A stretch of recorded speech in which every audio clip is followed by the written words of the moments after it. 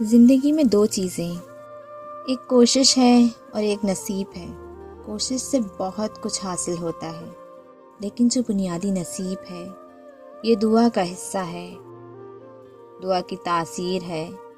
یہ کوشش سے حاصل نہیں ہوتا۔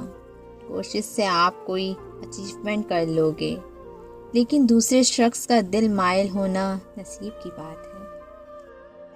سفر کا انجام اچھا ہونا نصیب کی بات ہے۔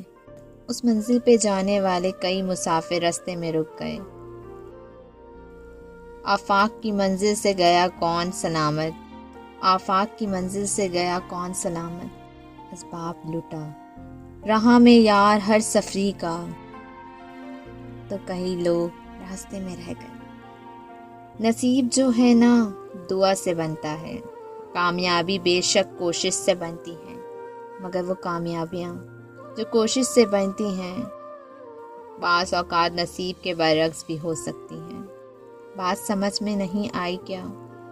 یہ بہت غور کرنے والی بات ہے کہ ایک آدمی اپنے مقصد میں کامیاب ہو گیا اور کامیاب ہوتے ہی زندگی میں فیل ہو گیا۔ کبھی ایسی مثال دیکھی ہے آپ نے؟ تاریخ عالم میں دیکھا ہوگا اور تاریخ پاکستان میں دیکھا ہوگا کہ مقصد کامیاب ہو گیا اور زندگی ناکام ہو گئی۔ اگر گناہ گار کا مقصد کامیاب ہو جائے تو وہ گناہ ہو جاتا ہے، اور اگر مقصد ناکام ہو جائے تو وہ گناہ سے بچ جاتا ہے۔ چور کا منصوبہ کامیاب ہو جائے تو چور، لیکن وہ زندگی میں فیل ہو جاتا ہے۔ مقصد یہ ہے کہ ہر برائی اگر اچیومنٹ میں کامیاب ہو جائے تو وہ اپنے اصل مدعا میں فیل ہو جاتی ہے۔ لہٰذا ضروری نہیں کہ ہر کامیابی اصل کامیابی ہو۔ اگر مقصد برا ہو تو کامیابی بہت بری چیز ہے، اگر مقصد اچھا ہو تو ناکامی بھی بہتر ہے۔ مدعا یہ ہے کہ مقصد کا انتخاب نہ ہو تو پھر کامیابی اور ناکامی دونوں میننگ لیس ہیں۔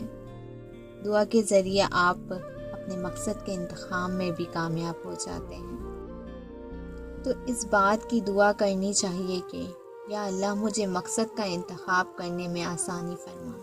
آمین ثم آمین۔